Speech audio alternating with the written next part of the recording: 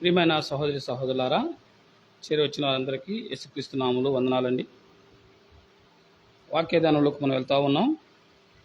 ఆది కాండము 20వ అధ్యాయం. ఆది కాండము 20వ అధ్యాయం మొదటి వచనాల నుంచి కొన్ని వచనాలు చదువుకుందామండి. ఆది కాండం 20వ అధ్యాయం మొదటి వచనం నుంచి కొన్ని వచనాలు చదువుకుందాం. అక్కడ నుండి అబ్రహాము దక్షిణ దేశమునకు తరలిపోయి కాదేశునకును షూరుకును మధ్య ప్రదేశములో నివసించి గెరారులో కొన్నాళ్ళు ఉండెను. అప్పుడు అబ్రహాము తన భార్య అయిన శారాను గూర్చి, ఈమె నా చెల్లెలని చెప్పెను గనుక గెరారు రాజైన అబీమెలెకు శారాను పిలిపించి తన ఇంట చేర్చుకొనెను. అయినను రాత్రివేళ దేవుడు స్వప్నమందు అబీమెలెకు నొద్దకు వచ్చి, నీవు నీ ఇంట చేర్చుకొనిన స్త్రీ ఒక పురుషునికి భార్య గనుక ఆమె నిమిత్తము నీవు చచ్చిన వాడవు సుమా అని చెప్పెను. అయితే అబీమెలెకు ఆమెతో పోలేదు గనుక అతడు, ప్రభువా, ఇటు నీతిగల జనమును హతము చేయుదువా? ఈమె నా చెల్లెలని అతడు నాతో చెప్పలేదా? మరియు ఆమె కూడా అతడు నా అన్న అనెను. నేను చేతులతో ఏ దోషము చేయక యథార్థ హృదయముతో ఈ పని చేసి తిని అనెను. అందుకు దేవుడు, అవును, యథార్థ హృదయముతో దీని చేసితివని నేను ఎరుగుదును. మరియు నీవు నాకు విరోధముగా పాపము చేయకుండా నేను నిన్ను అడ్డగించి తిని, అందుకే నేను నిన్ను ఆమెను ముట్టనీయలేదు. కాబట్టి ఆ మనుషుని భార్యను తిరిగి అతనికి అప్పగించుము. అతడు ప్రవక్త, అతడు నీ కొరకు ప్రార్థన చేయును, నీవు బ్రతుకుదువు. నీవు ఆమెను అతనికి అప్పగించని ఎడల నీవును నీ వారందరూ నిశ్చయముగా చచ్చెదరని తెలుసుకొనుమని స్వప్నమందు అతనితో చెప్పెను. చాలండి. ప్రియమైన సహోదరి సహోదరులారా, ఒక అన్యుడు అబీమెలెకు ఎవరండి? అన్యరాజు, దేవుడిని ఎరగనవాడు. ఏ దేశం అది? దక్షిణ దేశం. ఆ దేశానికి రాజుగా ఎవరున్నారు? అబీమెలెకు అనే రాజు ఉన్నాడు. అబ్రహాము ఆ దేశానికి వెళ్ళాడు కొంతకాలం అక్కడ ఉందామని. వెళ్తూ వెళ్తూ తన భార్యను కూడా వెంట పెట్టుకొని వెళ్ళాడు. వెళ్ళినప్పుడు ఆమె నిమిత్తం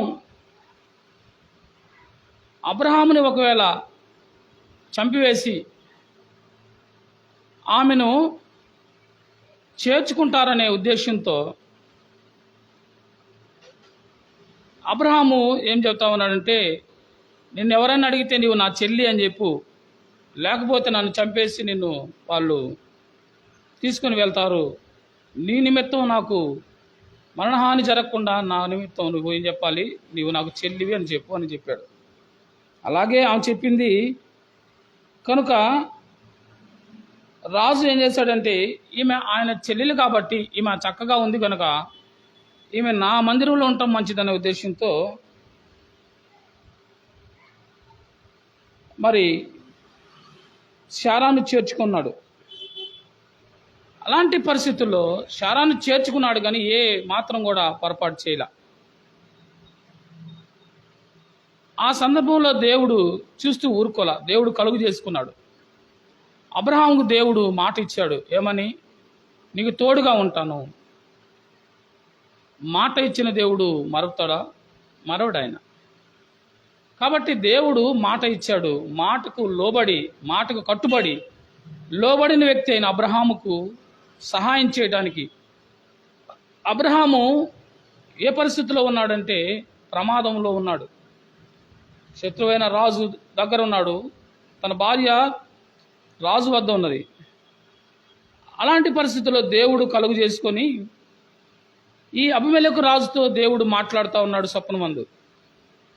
ఒక అబీమెలెకు రాజు, ఒక అన్య రాజు దేవునితో ఎలాంటి సమాధానం చెప్తా ఉన్నాడో చూడండి. ప్రభు ఒక అన్యుడైన అబీమెలెకు రాజు యొక్క జీవిత పాఠం ద్వారా నీతో నాతో ఈరోజు మాట్లాడుతున్నాడు సోదరుడా సోదరి. ఏమిటి ఆ పాఠం మనం చూసినట్లయితే చూడండి, స్వప్నమందు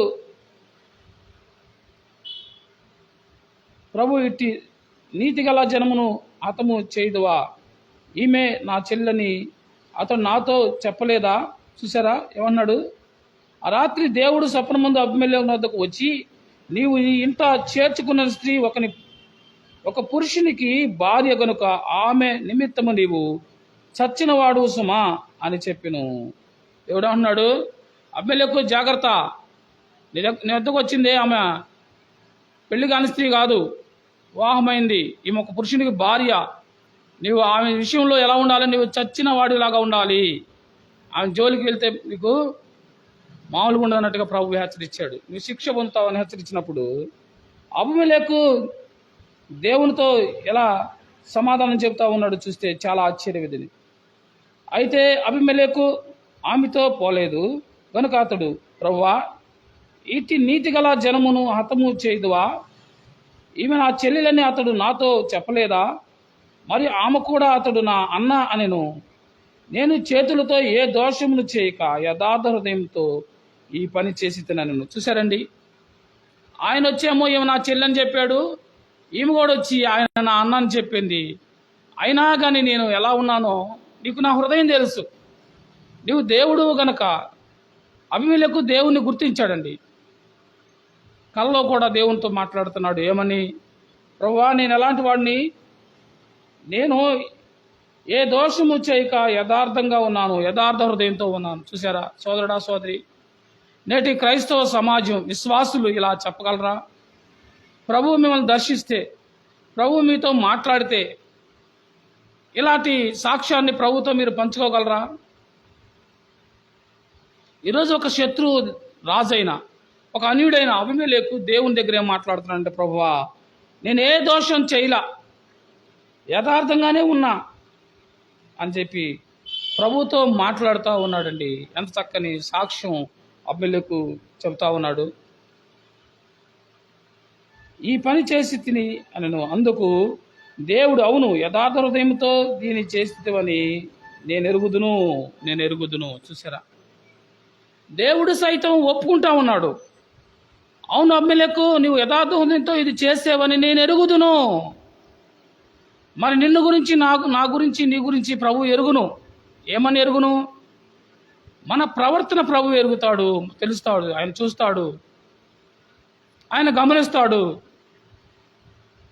ఆయన గమనిస్తున్నాడు అనే భయం మనలో ఉంటే మనం ఏం చేస్తామండి?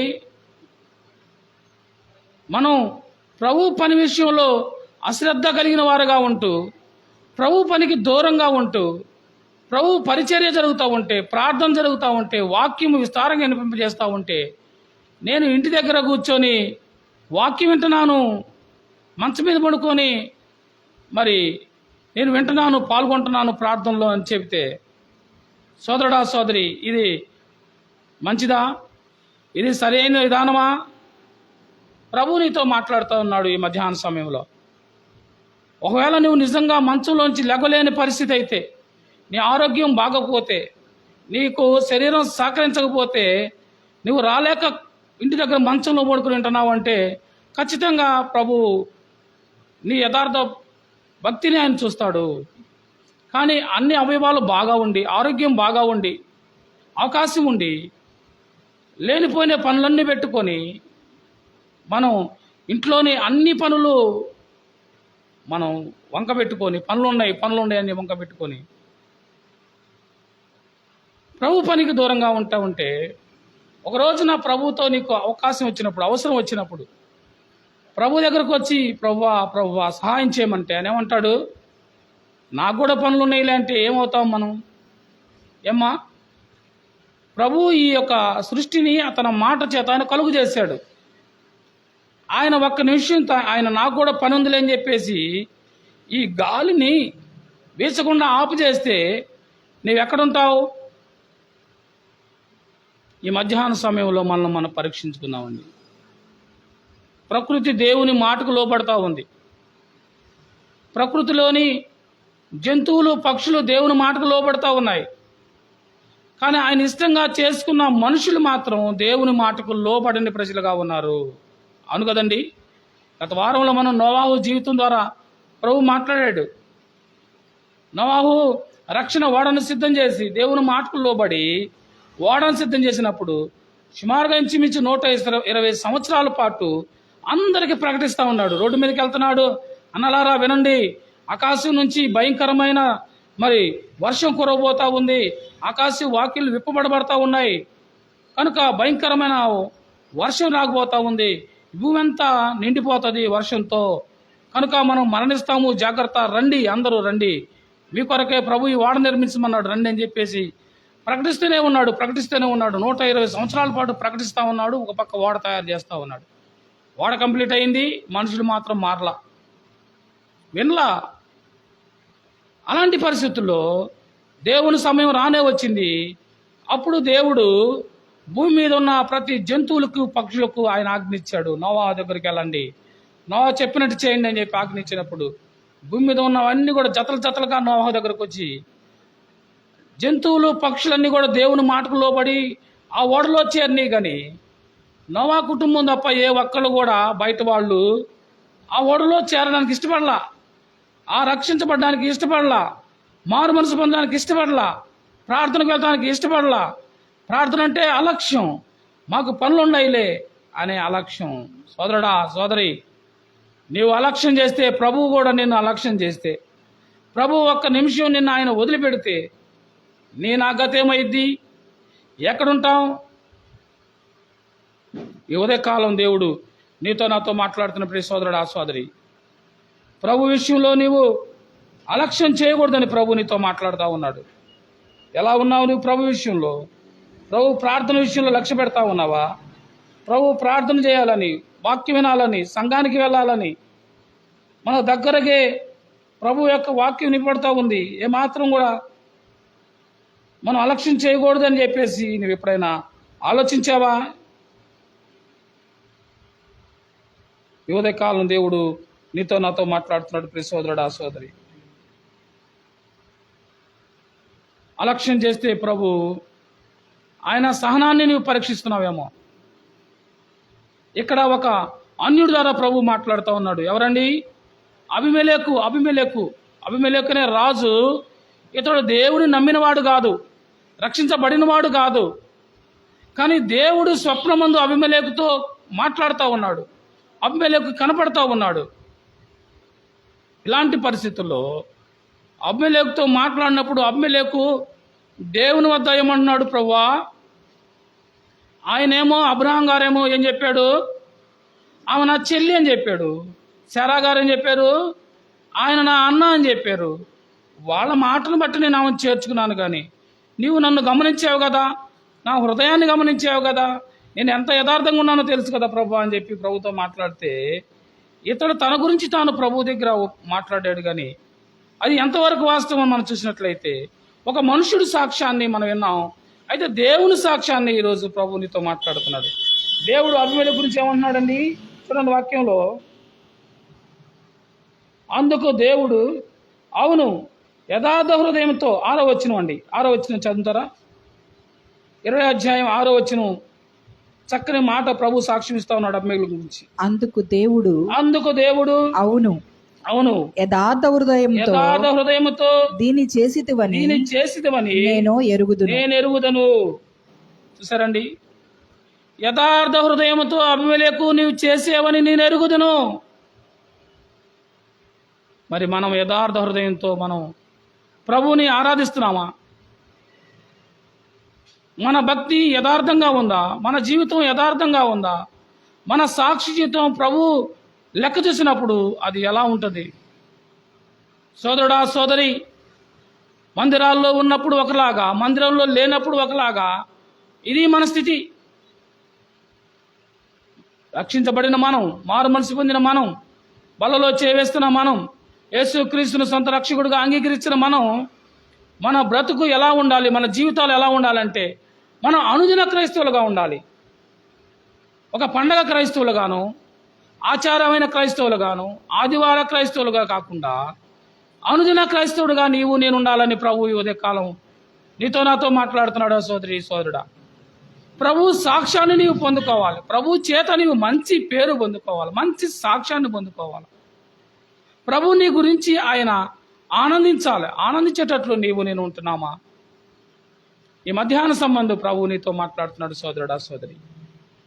అబీమెలెకును గురించి ప్రభు అంటున్నాడు, నేను ఎరుగుదును, నీ యథార్థత నేను ఎరుగుదును,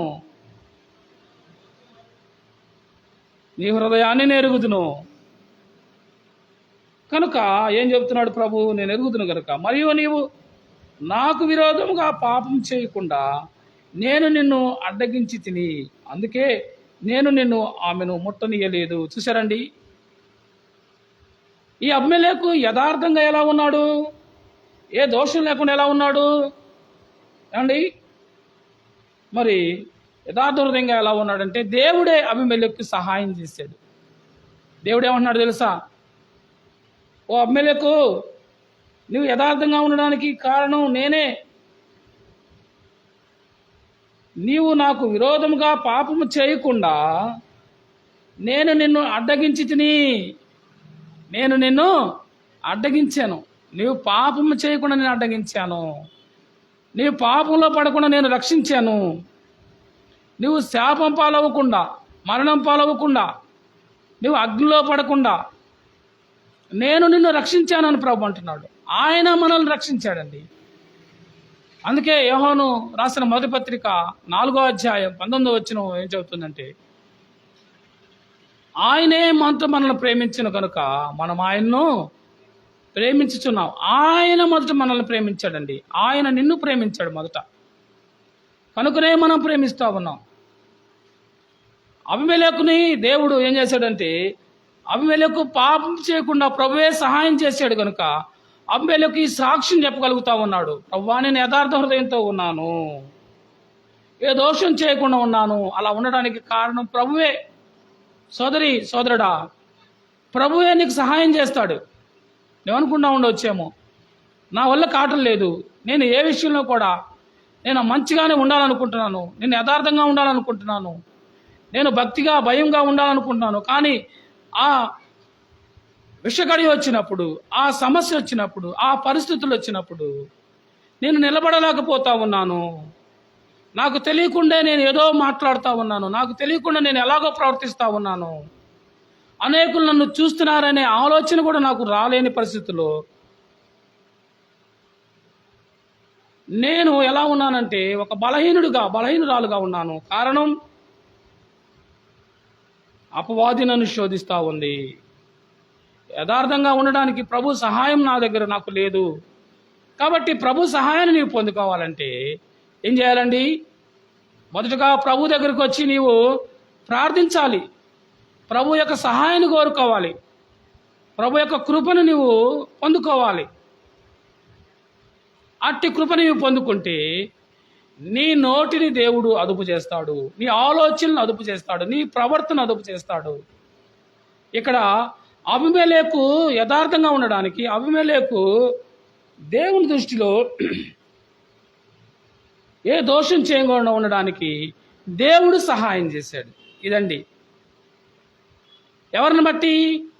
అబ్రహామును బట్టి, అబ్రహామును చేర్చుకుంటాను బట్టి, అబ్రహాం భార్య అయిన శారా తన దగ్గర ఉండడాన్ని బట్టి అబీమెలెకు తప్పు చేయకుండా దేవుడు కాపాడాడు. అంతేకాకుండా దేవుడు అంటున్నాడు, అబ్రహామును గురించి దేవుడు ఇస్తున్న సాక్ష్యం చూడండి, ఎంత చక్కని సాక్ష్యము. మరియు నీవు నాకు విరోధముగా పాపము చేయకుండా నేను నిన్ను అడ్డగించి తిని, అందుకే నేను నిన్ను ఆమెను ముట్టనీయలేదు. కాబట్టి ఆ మనుషుని భార్యను తిరిగి అతనికి అప్పగించుము. ఏమయ్యా అబీమెలెకు, నీ దగ్గర చేర్చుకున్నావే శారా, ఆమె అబ్రహాం భార్య. నువ్వు ఆమెను ఏం చేయాలి? ఆయన దగ్గరికి చేర్చాలి. ఆ మనిషిని భార్యను అతనికి అప్పగించాలి. అతడు ఎవరు? ప్రవక్త. అతడి ప్రవక్త. చూసారండి, ఒక దేవుడు ఒక మానవుడి గురించి ఆయన ఇస్తున్న సాక్ష్యం. ఆకాశ మహాకాశాలు పట్టజాలని దేవుడు, తన మాటతో సృష్టిని కలుగు చేసిన దేవుడు, తన ఇష్టంగా మానవుడిని నిర్మించి ఆయన ప్రాణాన్ని ఇచ్చిన దేవుడు ఒక నరుని గురించి దేవుడు ఇస్తున్న సాక్ష్యం, ఒక నరుడిని దేవుడు హెచ్చిస్తున్న విధానం. అబ్రహాము గురించి అబిమెలెకుతో అన్నాడు, అబిమెలెకు నీ యొద్ద ఉన్నదే ఆమె భర్త ఎవరో తెలుసా? అతను సామాన్యుడు కాదు, అతను ప్రవక్త అనగా ప్రభు పని చేయవాడు, ప్రభువు నుంచి సమాచారం తీసుకొచ్చేవాడు, ప్రభు దగ్గర యథార్థంగా ఉండేవాడు, దేవుని సేవకుడు, ప్రజల కొరకు ప్రార్థించేవాడు, ప్రజలను దీవించేవాడు, ప్రభు కార్యాలు ప్రజల పట్ల చేసేవాడు. కనుక అలాంటి ప్రవక్త నీ వద్ద ఉన్నాడు. కనుక అతడు ప్రవక్త కాబట్టి అతడు నీ కొరకు ఏం చేస్తాడు? ప్రార్థన చేస్తాడండి. ప్రవక్త ఏం చేయాలా? ప్రార్థన చేయాలి. సేవకులు ఏం చేయాలా? ప్రార్థన చేయాలి. సహోదరులు ఏం చేయాలా? ప్రార్థన చేయాలి. పాస్టర్లు ఏం చేయాలా? ప్రార్థన చేయాలా. కానీ నేటి సేవకులు, పాస్టర్లు ప్రార్థన చేయటం మానేసి, పరిచర్య చేయటం మానేసి లోకపు సంగతుల్లో కొట్టుమిట్లాడుతూ ఉన్నారు. ప్రజలు కూడా సేవకుడిని సేవకుడిగా కాకుండా ఏదో ఒక పనివాడిగా, అతడు ప్రేమతో, ప్రభు ప్రేమతో వచ్చి సహాయం చేస్తూ ఉంటే అతన్ని ఎలా పడితే అలా వాడుకుందాం అన్నట్టుగా మర్యాద లేకుండా అగౌరవపరచడం అది మంచిది కాదు. అతడు చిన్నవాడే ఉండొచ్చు, చిన్న సంఘమే ఉండొచ్చు, అయినా ప్రభు ఏర్పాటు చేసుకున్న వ్యక్తిని మనం ఏం చేయాలండి? గౌరవించాలా. దేన్ని బట్టి? ప్రభువుని బట్టి. సేవకుల్లో గొప్పతనం ఏమి లేదు. సేవ ప్రభువుది, పరిచర్య ప్రభువుది, ప్రార్థన ప్రభువుది, జరిగిస్తుంది ప్రభు పని కనుక ప్రభువుని బట్టి మనం సేవకులను గౌరవించాలి. అంతేగాని పాస్టర్ గారు మరి మా ఇంటికి వచ్చి మా ఇంటి దగ్గర మాకు సహాయం చేయి, మా పనులు చేయి, మాకు మంచినీళ్ళు తెచ్చిపెట్టి పాస్టర్ గారు, మా ఇల్లు ఊడవాలి, పనుల మనిషి రాలేదు, కొంచెం పని చేయి అని ఒక పాస్టర్ని అడగొచ్చండి? బుద్ధిహీనులు అలా మాట్లాడతారు. పాస్టర్ గారితో అవసరం ఉండిద్ది, సోదరుడితో అవసరం ఉండిద్ది, సేవకుడితో అవసరం ఉండిద్ది. ఖచ్చితంగా ఆ అవసరమైన పనులు చేయించుకోవాలి. సేవకుడు చేయాల్సిన పని ఏందండి? ఇక్కడేం చదువుతున్నాడు దేవుడు అబ్రహాం గురించి? చదవండి 7వ వచనాన్ని చివరి భాగంలో చదివితే, దేవుడు ఒక సేవకుడు ఏం చేయాలో ఎలా మరి అబిమెలెకుతో చెబుతా ఉన్నాడు. 20వ అధ్యాయం 7వ వచనం. అతడు ప్రవక్త, అతడు నీ కొరకు ప్రార్థన చేయును, నీవు బ్రతుకుదువు. చూసారండి, సేవకుడు ఏం చేయాలా? ప్రార్థన చేయాలి. పాస్టర్ ప్రార్థన చేయాలి. ప్రార్థన చేస్తే ఏమైందండి? మనం బ్రతుకుతాం. విశ్వాసులు బ్రతుకుతారు, మనుషులు బ్రతుకుతారు. సోదరుడా, సోదరి, అలాంటి పనిని నీవు, అలాంటి సేవకుడిని కించపడటం మంచిది కాదు. అది మర్యాద కూడా కాదు. ఏదో పానీలే అని చెప్పేసి సహాయం చేస్తూ ఉంటే ఆ సహాయాన్ని మనం తగిన రీతిగా పొందుకోవాలి, కానీ ఆ సేవకుడిని అవమానించకూడదు. అది మనకి మంచిది కాదు, అది మనకు ఆశీర్వాదం కాదు. సోదరుడా, సోదరి, అబ్రహాముని ఒక సేవకుడుగా దేవుడే గుర్తించి ఒక ప్రవక్తగా అబిమెలెకు రాజుతున్నాడు. అబిమెలెకు ఆ వ్యక్తి ఎవరో తెలుసా? సామాన్యుడు కాదు, అతడు ప్రవక్త. నువ్వు వెళ్ళి అతని దగ్గర ప్రార్థన చేయించుకో, అప్పుడు నువ్వు బ్రతుకుతావు. లేకపోతే నీ మీదకు శాపం వచ్చింది. నువ్వు చేసిన పని మంచిది కాదు. చూసారండి, నేటి దినాన ప్రార్థన అంటేనే, ప్రభు అంటేనే మర్యాద లేకుండా మనుషులు జీవిస్తూ ఉన్నారు. ప్రభు అంటేనే భయం, భక్తి లేకుండా జీవిస్తున్నారు. ఇక ప్రవక్తలను ఏమి గౌరవిస్తారండి? పాస్టర్లు ఏం గౌరవిస్తారు? సేవకులను ఏం గౌరవిస్తారు? నీవు గౌరవించినా గౌరవించకపోయినా ప్రభు గౌరవిస్తాడు. ప్రభు అబ్రహామును గౌరవించాడు, నిన్ను గౌరవిస్తాడు. నేటి కొత్త నిబంధన విశ్వాసులైన మనందరం కూడా ప్రభు బిడ్డలమే. ప్రభు నిన్ను గురించి ఏం చెప్తా ఉంటాడంటే, ఆమె నా విశ్వాసి, ఆమె నా బిడ్డ, ఆమె నా భక్తురాలు, ఆమె నేనంటే భయం భక్తి కలిగిన వ్యక్తి, అతడు నా బిడ్డ. అమ్మా, నీ గురించి ప్రభు ఏం చెప్పాలి? ఆమె నా మనిషి, ఆమె నా బిడ్డ, ఆమె నా విశ్వాసి, నా భక్తిపరురాలు, నాకు కొరకు ప్రార్థన చేసేయమ్మా, నా మాటలు వినేయమ్మా, నా కొరకు ప్రార్థనకు వెళ్ళేయమ్మా, భక్తి భయగలిగిన ఇలాంటి సాక్ష్యాన్ని నీవు పొందుకోవాలి. ప్రియమైన సహోదరి సహోదరులారా, వెంటనే అబ్రహామును గురించి పరిచయం చేసినప్పుడు అబీమెలెకు భయం వేసింది. తెల్లవారినప్పుడు అబీమెలెకు లేచి తన సేవకులందరినీ పిలిపించి ఈ సంగతులన్నీ వారికి వివరించినప్పుడు ఆ మనుషులు మిగులో భయపడిరి. చూసారండి, దేశంలో ఉన్న వాళ్ళందరినీ పిలిపించి, వాళ్ళ సేవకులను పిలిపించి, వాళ్ళ సైన్యాలను పిలిపించి, పనివారిని పిలిపించి వాళ్ళందరూ చెబుతా ఉన్నారు, ఒరే బాబు ఇట్లా అంటారు నాన్న, ఇదిగో చూడండి మన ఇంట్లో ఉందే ఈమె ఎవరో కాదు, ఈమె సామాన్యురాలు కాదు, ఈమె అబ్రహాం అనే ఒక ప్రవక్త భార్య. అంత గొప్ప ప్రవక్త భార్యను తీసుకొచ్చి మనం ఇంట్లో చేర్చుకున్నాం. ఇది మంచిది కాదు. ప్రభు రాత్రి నాతో మాట్లాడాడు, ఆయన స్వప్నంలో కలలో నాకు చెప్పాడు అన్నప్పుడు వెంటనే వాళ్ళందరూ ఏం చేశారండి, భయపడ్డారు. సోదరుడా సోదరి, ప్రభు వాక్యం నీతో మాట్లాడుతున్నప్పుడు నువ్వేం చేస్తా ఉన్నావు? నీకు భయం కలుగుతా ఉందా? లేకపోతే ఏదో వింటున్నాంలే అన్నట్టుగా వాక్యాన్ని విని వెళ్ళిపోతా ఉన్నామా?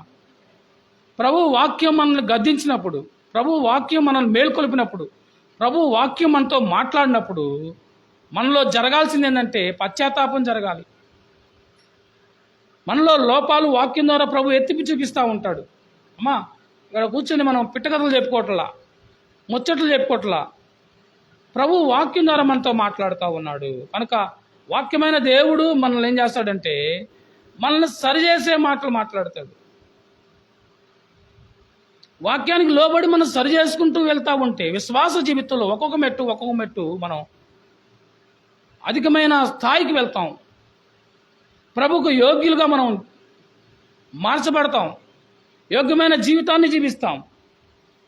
ఈ అన్యులైన వారు ప్రభు మాటకు రాజు భయపడిపోయాడు. ఈ రాజు మాట లేని ఆ ప్రజలు కూడా భయపడిపోయారు. చూసారండి ఎంత చక్కని సాక్ష్యం ప్రభు చెప్తా ఉన్నాడు. ఒక అన్యులు దేవుని మాటకు భయపడతా ఉన్నారు, ఒక అన్యుడు దేవుని మాటకు విధేయత చూపిస్తా ఉన్నాడు. మరి నీవు నేను ఎలా ఉన్నావు సోదరుడా సోదరి? అబీమెలెకు అబ్రహామును పిలిచి, నీవు మాకు చేసిన పని ఏమిటి? నీవు నా మీదకి, నా రాజ్యం మీదకి మహాపాతకము తెప్పించినట్లు నేను నీ ఎడల చేసిన పాపం ఏమిటి? ఏమయ్యా అబ్రహాం గారు, ఏం తప్పు చేసామయ్యా మేము? నువ్వేందయ్యా చేసిన పని ఏందయ్యా? నువ్వు వచ్చి ఆమె నా సోదరి అని చెప్పావు, ఆమె వచ్చేమో మా సోదరుడు అని చెబుతుంది. కాబట్టి మేము ఒక్కొక్కరి పొరపాటు చేసినట్లయితే మా రాజ్యం ఏమైపోయేది? నీ దేవుడు గొప్ప దేవుడు అని చెప్పి ఒప్పుకుంటా ఉన్నప్పుడు అబ్రహాము ఏమంటా ఉన్నాడంటే, నువ్వేం చేయలేదు కానీ మేము మా విషయంలో మరి పొరపాటు జరిగిద్దని భయపడి, ఈ దేశ ప్రజలు ఎలాంటి వాళ్ళని రాయబడిందని చదువుదాం.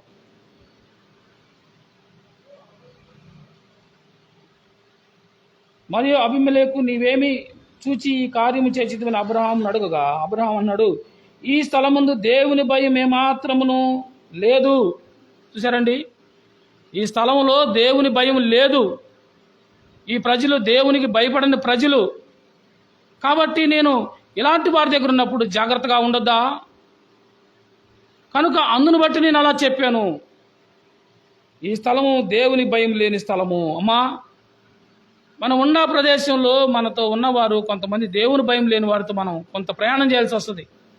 మనం వెళ్తున్న ప్రదేశంలో ఎక్కడైనా దేవుని భయం లేని వారితో మనం ప్రయాణం చేస్తూ ఉన్నప్పుడు మనం ఏం చేయాలంటే చాలా జాగ్రత్తగా ఉండాలి.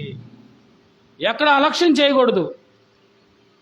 దేవుని భయం లేని వారితో మనం ఎలా ఉండాలంటే చాలా జాగ్రత్తగా విశ్వాసి మెలకువగలిగి నడుచుకోవాలి, కానీ ఎక్కడ కూడా అలక్ష్యం చేయకూడదని అబ్రహాం మాట్లాడుతున్నాడు. నీ ప్రజలు ఈ స్థలము దేవుని భయము లేదు కనుక నా భార్య నిమిత్తం నన్ను చంపుదనుకొని అలా చేసి తిని, అంతేకాక ఈమె నా తండ్రికి సంబంధించిన ఆమె, తల్లి సంబంధించిన ఆమె కాదు, అందుకని నేను అలా చెప్పాను అంటున్నాడని.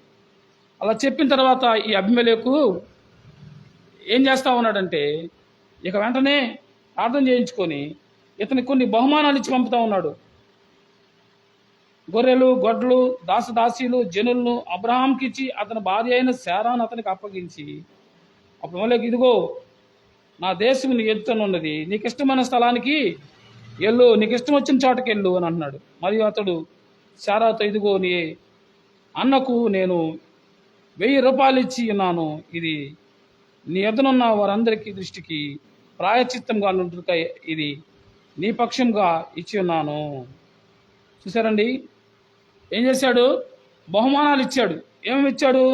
గొర్రెలు ఇచ్చాడు, గొడ్డలు ఇచ్చాడు, దాసీలను ఇచ్చాడు, జనుల్ని ఇచ్చి సేవకుడిని ఏం చేస్తున్నాడు? ఇతడు ప్రవక్త గనుక గౌరవిస్తూ ఉన్నాడు, మర్యాదపూర్వకంగా పంపిస్తూ ఉన్నాడు, బహుమానాలు ఇచ్చి పంపిస్తూ ఉన్నాడు. అంత మాత్రమే కాక తను చేసిన తప్పుకి శారా నిమిత్తం అబ్రహాముకి 1000 రూపాయలు ధనాన్ని ఇచ్చి పంపిస్తూ ఉన్నాడు. అప్పుడు 1000 రూపాయలు అంటే ఇప్పుడు అది కోట్లలో ఉండిద్దండి, కోట్లలో, కొన్ని కోట్ల రూపాయలు బహుమానంగా ఇచ్చి పంపిస్తూ ఉన్నాడు. అంత మాత్రమే కాకుండా ఈ విషయంలో నీకు నాకు మరి న్యాయం తీరిపోయేను. అబ్రహాము దేవుని ప్రార్థింపగా దేవుడు అబీమెలెకును అతని భార్యను అతని దాసీలను బాగు చేసెను, వారు పిల్లలు కనిరి. చూసారండి, అప్పటి వరకు ఆ రాజ్యంలో వాళ్ళు అక్కడ ఉన్నంత కాలం వాళ్ళు పిల్లలు లేకుండా దేవుడు ఆపేశాడు. ఎవరికి? ఆ అబీమెలెకు రాజ్యంలో. ఎప్పుడైతే అబీమెలెకు దేవుని దర్శనాన్ని పొందుకున్నాడో, అబీమెలెకు పశ్చాత్తాపడ్డాడో, అబీమెలెకు దేవుని మాటకు లోబడి దేవుని యొక్క ప్రవక్తను సన్మానించి మర్యాదపూర్వకంగా అతన్ని పంపించడం ద్వారా చివరికి అబ్రహాము ద్వారా ప్రార్థన చేయించుకోమని దేవుడు చెప్పాడు కదా. ఏం చేశాడండి ఇక్కడ? చూడండి, 17వ వచనం చదవండి. 17వ వచనం, 20వ అధ్యాయం 17వ వచనం. అబ్రహాము దేవునికి ప్రార్థనింపగా దేవుడు అబీమెలెకును అతని భార్యను అతని దాసీలను బాగు చేసెను, వారు పిల్లల్ని కనిరి. ఏలయనగా అబ్రహాము భార్య అయిన శారాను బట్టి దేవుడు అబీమెలెకులో ఇంటిలో ప్రతి గర్భమును మూసి ఉండెను. చూసారండి, దేవుడు అబ్రహామును బట్టి అబీమెలెకు కుటుంబంలో ప్రతి గర్భాన్ని మూసేశాడు. దేవుడు తెలియపరిచాడు. కాబట్టి తెలియపరిచిన తర్వాత ఏం జరిగిందండి? ఆ మాట అబీమెలెకు విన్నాడు గనుక, విధేయత చూపించాడు గనుక అబ్రహాము దగ్గరికి వెళ్ళి అబ్రహాముకి ఇవ్వాల్సిన బహుమానాలు ఇచ్చి అబ్రహాము చేత ప్రార్థన చేయించుకున్నప్పుడు ఏ గర్భాలైతే మూసివేశాడో దేవుడు, ఆ గర్భాలని మరలా తెరిచారు. దేవుడు ఎంత గొప్ప దేవుడు అండి మన దేవుడు.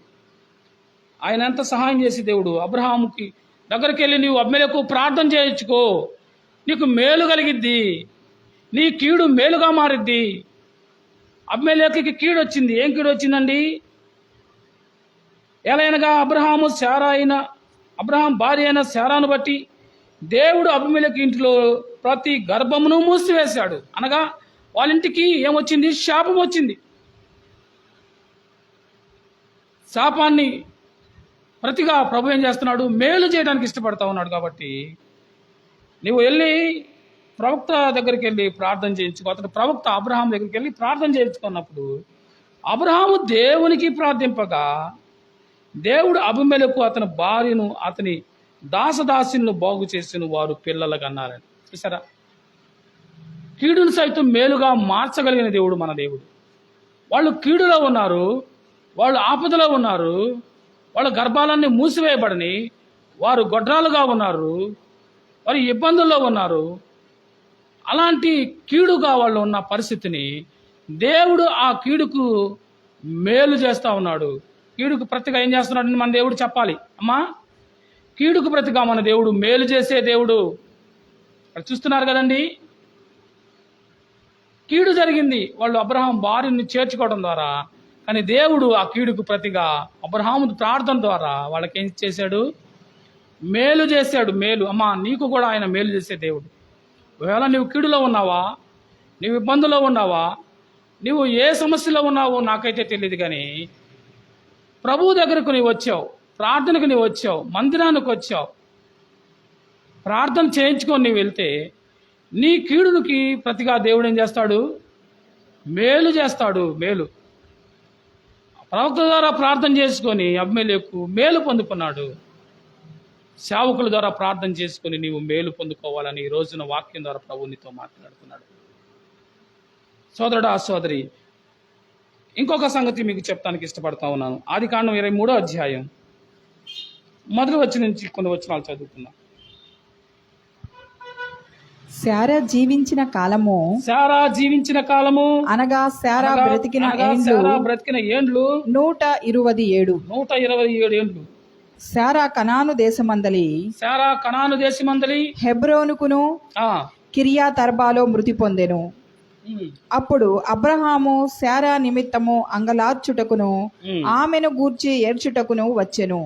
తరువాత అబ్రహాము మృతి నొందిన తన భార్య ఎదుట నుండి లేచి హేతు కుమారులను చూచి, మీ మధ్య నేను పరదేశిగాను పరవాసిగాను ఉన్నాను. మృతి నొందిన నా భార్య నా కనుల ఎదుట ఉండకుండా ఆమెను పాతిపెట్టుటకు మీ తావున నాకొక శ్మశాన భూమిని స్వాస్థముగా ఇయ్యుడని అడగగా, హేతు కుమారులు, అయ్యా మా మాట వినుము, నీవు మా మధ్య మహారాజువై ఉన్నావు. మా శ్మశాన భూమిలో అతి శ్రేష్టమైన దాని యందు మృతి పొందిన నీ భార్యను పాతిపెట్టుము. చాలండి. అబ్రహాము భార్య అయిన శారాకి 127 సంవత్సరాలు వచ్చింది. 127 సంవత్సరాలకి ఆమె నిండు ఏమైంది? ముసలిగా మారిపోయింది. ఆమె దినాలు సంపూర్తయినాయి. ప్రభు యొక్క పిలుపును పొందుకొని ఈ శారా ఏమైంది? మరణమైందండి. మరణం చెందినప్పుడు అబ్రహాము ఆమె నిమిత్తం ఎంతగానో ఏడ్చాడు. తన భార్య విషయంలో దుఃఖించాడు, బాధపడి. ఆ తర్వాత ఈయన ఎక్కడ ఉన్నాడు? ఈయన ప్రయాణంలో ఉన్నాడు. ఈయనకంటూ సొంత ఊరు, సొంత ఇల్లు, స్థలం అంటూ ఏం లేవు. ప్రయాణంలో ఉన్నాడు. వీడు పరదేశంలో ఉన్నాడు కనుక ఆ పరాయి దేశంలో తన భార్య మరణించింది. తన భార్యను పాతి పెట్టడానికి స్థలం కావాలి.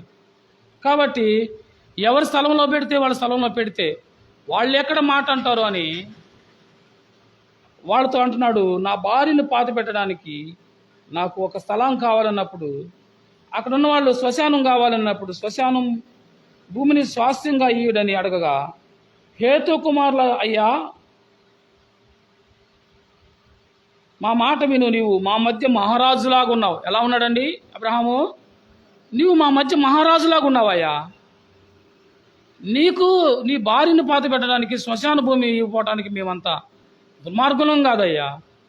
నీకు ఇష్టం వచ్చిన చోట నువ్వు పాతి పెట్టుకో నీ భార్యని అని చెప్పి అబ్రహాంతో అంటే, అబ్రహాం లేదు లేదు లేదు, అలా కాదు, నేను మీకు కొంత ధనాన్ని ఇచ్చి ఒక స్థలాన్ని కొనుక్కుంటాను, నాకు ఇస్తే నేను ఆ స్థలంలో నా భార్యను పాతి పెట్టుకుంటానని చెప్పేసి ఏం చేస్తా ఉన్నాడంటే వాళ్ళకి సాగిలు పడతా ఉన్నాడండి. వాళ్ళు అంటున్నారు, ఏమన్నారు చూసింది 5 వచ్చినాయి. హేతు కుమారులు, అయ్యా మా మాట విను, నీవు మా మధ్య మహారాజులాగా ఉన్నావు. రెండోది ఆ కిందకు వచ్చినట్టుది, మృతి పొందిన నీ భార్యను పాతి పెట్టినట్లు మాలో తన శ్మశాన భూమి ఈయనొల్లని వాడు ఎవడూ లేడని అబ్రహాముకు ఉత్తరం ఇచ్చెను. అయ్యా నీవు అడిగితే ఈయనోళ్ళు ఎవరు లేరు మా ఊర్లో అంటే అబ్రహాము ఎంత చక్కని పేరు పొందుకున్నాడండి. ఈ రోజుల్లో కొన్ని ప్రదేశాల్లో మేము సువార్త చెప్తా ఉన్నాం. చీరాల్లోనే చాలామంది మా స్నేహితులు అన్యులు ఉన్నారు. నాయుళ్ళు, అలాగే రెడ్డీసు, అలాగే ఇంకా అన్యులు, మరి సాలీలు, అలాగే కౌంట్లు, వీళ్ళందరూ మేము కలిసి, కొంతమంది రక్షించబడిన వాళ్ళు మాతో కలిసి ప్రయాణం చేస్తూ ఉంటారు, ప్రార్థనకు వస్తూ ఉంటారు. మా స్నేహితుడు మందిరం ఉంది, అక్కడికి వస్తూ ఉంటారు. అలాంటి పరిస్థితుల్లో వీళ్ళు రక్షించబడ్డారు. వాళ్ళ అమ్మా నాన్న కూడా బాప్తిస్మం తీసుకున్నారు. వాళ్ళ నాన్నగారు చనిపోయాడు, పెద్ద ఆయన అయిపోయాడు, 80 చిల్లర 90 దగ్గరకు వచ్చినాయి. చనిపోతే ఆ వ్యక్తిని ఏం చేయాలి? ఆయన రక్షించబడ్డాడు, మారు మనసు పొందాడు, బాప్తిస్మం తీసుకున్నాడు. బాప్తిస్మం మేమే తీసుకెళ్ళి ఇచ్చాం. మేమే అతన్ని నడవలేని పరిస్థితుల్లో చేతులు పట్టుకొని తీసుకొని వెళ్ళి సముద్రంకి తీసుకెళ్ళి ఆయనకు బాప్తిస్మం ఇచ్చాం. ఆ తర్వాత కొంతకాలం చక్కగా మరి ప్రార్థనకు వచ్చాడు, బలలో చేయవేశాడు. ఆ తర్వాత తను కనుమూసి చనిపోయాడు. చనిపోయిన ఆ వ్యక్తిని ఇప్పుడు ఏం చేయాలా? పాతి పెట్టాలి కాబట్టి వాళ్ళకి ప్రత్యేకంగా స్థలం లేదు.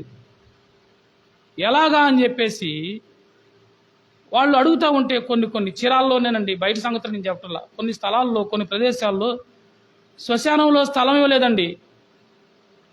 పాతి పెడతానికి వెళ్తే ఇది మా చర్చి, క్రైస్తవులే, ఇది మా చర్చి స్థలం, మా చర్చికి వచ్చే వాళ్ళకి మాత్రమే ఇక్కడ పాతి పెట్టాలి, ఎవరు పడితే వాళ్ళని చేర్చుకోమని చెప్పేసి 2 చోట్లకి వెళ్తే 2 చోట్ల మమ్మల్ని తిరస్కరించారు.